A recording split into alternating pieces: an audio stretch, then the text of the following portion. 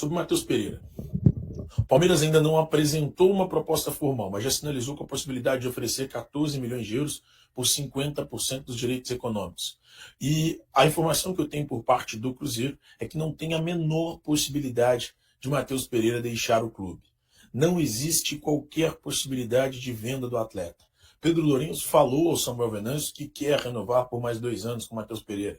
Ele tem contrato com o Cruzeiro até julho de 2026. E o Cruzeiro não quer liberar o meio atacante de 28 anos. Importante frisar, ele tem multa rescisória de 80 milhões de euros para o exterior. A diretoria cruzeirense descarta qualquer possibilidade de liberação do atacante.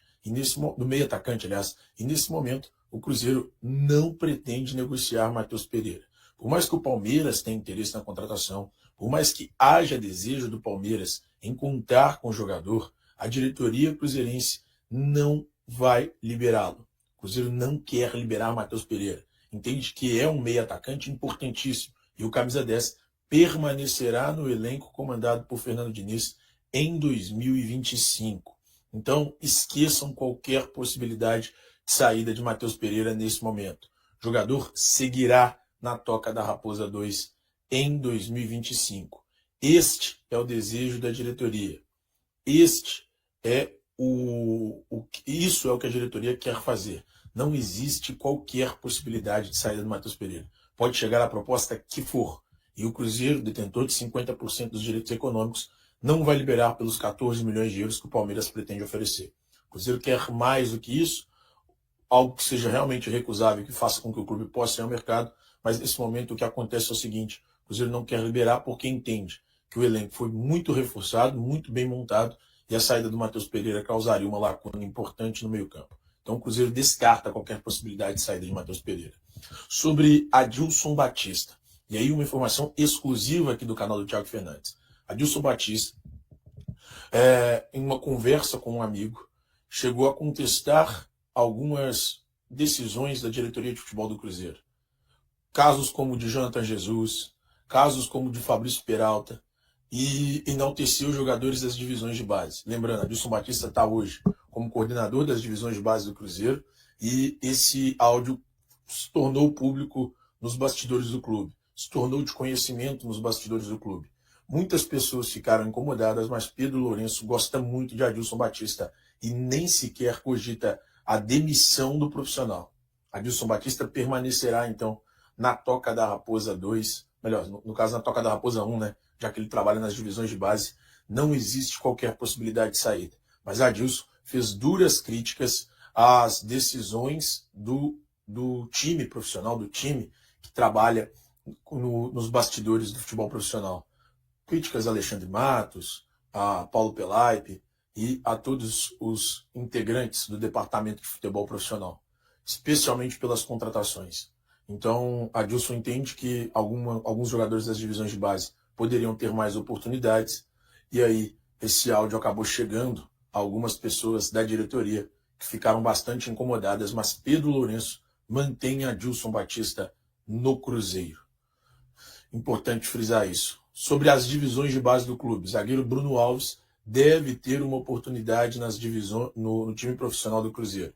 Bruno Alves, só pegar aqui a idade dele, Bruno Alves Cruzeiro, zagueiro cruzeirense, 19 anos, joga como defensor, disputou a Copa São Paulo de Futebol Júnior nessa temporada.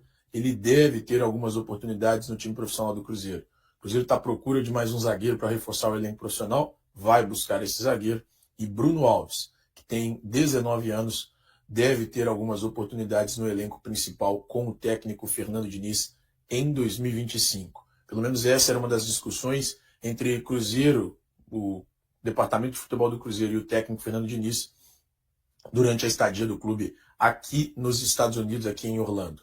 E Fernando Diniz topa a utilização do garoto Bruno Alves no elenco profissional. E depois da vitória sobre a equipe do Tombense, o Cruzeiro voltou a treinar nesta segunda-feira. Aí, obviamente, quem atuou boa parte do jogo com o Tombense fez um trabalho de recuperação, o famoso regenerativo. O restante foi a campo, principalmente os jogadores que foram preservados. Matheus Pereira, Dudu, Gabigol, Fabrício Bruno, todos esses atletas treinaram com bola na Toca da Raposa 2 e com reforços da garotada.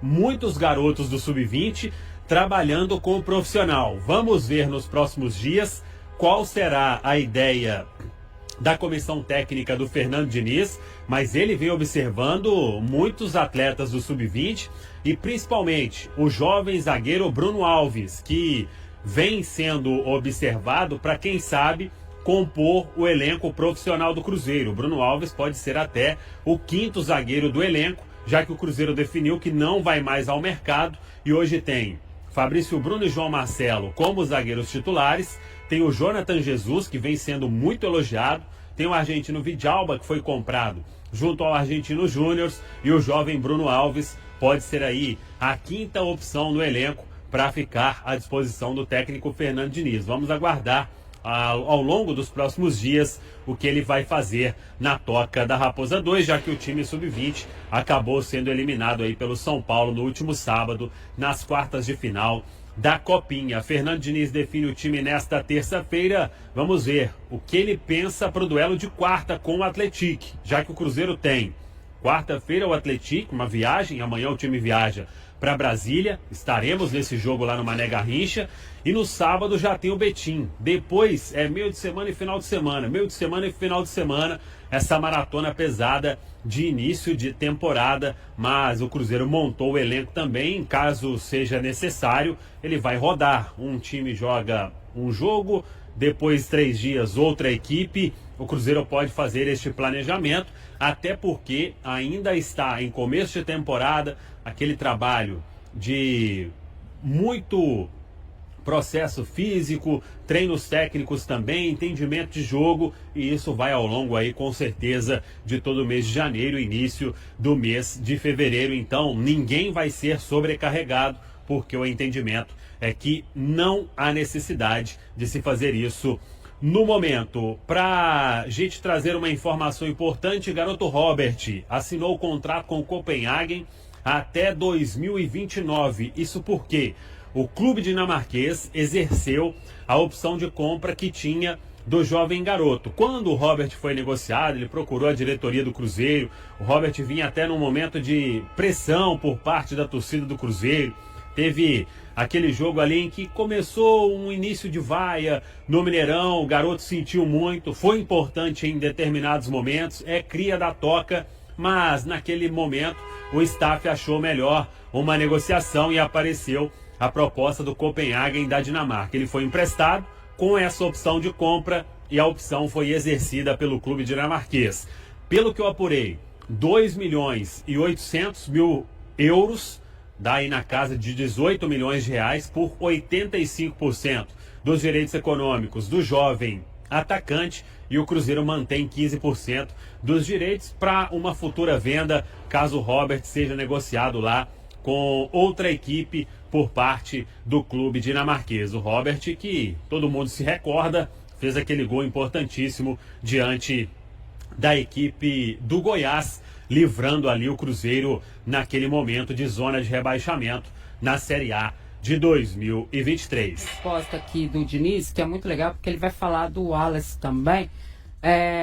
Ele falou da adaptação rápida de novos jogadores, esses novos que estão chegando aí, que estão se adaptando muito rápido, e individualmente ele falou do Wallace também. Eu acredito que sim. O Wallace, na realidade, o ano passado já teve um bom momento comigo aqui quando eu cheguei. A gente teve uma data FIFA que ele aproveitou muito bem. O que prejudicou o Wallace o ano passado, depois que eu cheguei aqui, foi a lesão que ele teve ali naquele jogo do Flamengo, que a gente poderia de repente não ter jogado, e acabou prejudicando o final de ano dele. Mas é um jogador que tem qualidades muito positivas, um jogador que ficou muito tempo na Europa, um jogador campeão olímpico, e a gente fica muito contente com esse início dele, que é um início muito positivo do Wallace. O Christian, o Bolassi, o Marquinhos, o Eduardo, todo mundo que chegou, sem contar no Dudu, o Gabigol, todo mundo que chegou tá conseguindo se adaptar muito rápido ao que a gente pretende da parte tática. E eu acho que mais do que isso existe uma energia e uma sinergia muito fácil de ser identificada nesse começo de trabalho.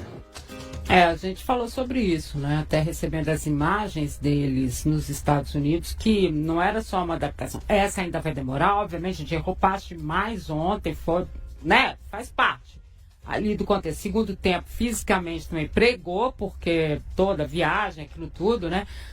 Tava muito quente no Mineirão também. Não igual estava 11 horas da manhã lá em Ubá, mas estava quente também. Então tudo isso faz parte. Mas essa questão que ele está falando de interação e tudo mais, já foi possível ver lá nas imagens que a gente acompanhava, né? A gente presenciou essa pré-temporada nos Estados Unidos, né? Os famosos vídeos de bastidores do Cruzeiro. Um entrosamento muito grande do elenco, né? Não só nas imagens que o Cruzeiro fornecia, mas também dos próprios atletas nas redes sociais. Ali se conhecendo, tendo muitas brincadeiras, um pegando no pé do outro, mas a gente viu também esse início de trabalho ali com aquela adaptação ao jeito Diniz, né? Se a gente terminava o ano passado questionando, mas será que o Diniz vai chegar e já vai querer implementar o modelo dele de jogo de uma vez, impor nesse time que estava com Seabra, tinha uma outra característica de jogo? Agora não, agora o Diniz está tendo esse tempo de início de pré-temporada para poder tentar implementar de uma forma melhor, com outro elenco, o seu padrão de jogo, e na avaliação do Diniz, isso tem sido bem aceito pelo grupo, né? Tem sido correspondido ali pelos atletas. Ele até viu um saldo muito positivo contra o São Paulo, contra o Atlético, e ontem também contra o Tombense, apesar de todas as dificuldades físicas por causa da viagem e também por ser um início de pré-temporada contra um adversário que fisicamente se prepara há mais tempo. E você também já sentiu isso, Lélio, que essa adaptação está ocorrendo de forma tranquila ali, porque mudou muito, né? Mas isso entra muito por causa da qualidade dos jogadores, né, Dimar? Sim, sem dúvida. Então, isso aí faz a diferença. E aí, camarada, como ele mesmo disse, vem com outra energia, né, para aceitar as novas ideias. E aí, realmente, alguém que estava aqui não estava aceitando, mas agora ele está aí, vai ter que aceitar. E ponto final. Então, realmente, a gente já vê que o Cruzeiro vai ter uma cara, assim, bem mais parecida com o jeito do Diniz de jogar. Mas tem gente que não gosta. Eu até ontem não vi o time ficando tão exposto assim, como costuma acontecer. Venceu por 1-0, teve muitas oportunidades, não transformou em gols, né, a sua superioridade, mas é o início do trabalho. E esse teste aí contra o Atlético é bom na quarta-feira, viu? Vamos ver. Ô Lélio, é até bom você comentar, porque a minha avaliação também nos 3 primeiros jogos do Cruzeiro hoje não seria o termo correto, mas um Cruzeiro de Diniz mais retranqueiro que o habitual. E pelo menos foi essa a minha avaliação. Mais precavido. Mais precavido. Mas ontem, se ele fosse pra retranca, ficava um lá atrás e o outro daqui. Não ia ter ninguém no meio campo, né?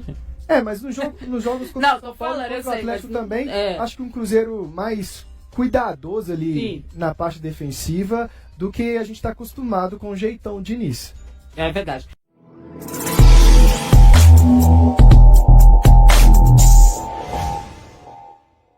O volante Christian, um dos reforços menos badalados do Cruzeiro para a temporada, surpreendeu ao se destacar na vitória celeste sobre o Tombense, na estreia do Campeonato Mineiro. Com uma atuação consistente e uma assistência para o gol de Bolazzi, o jogador demonstra que pode ser uma peça importante no esquema de Fernando Diniz.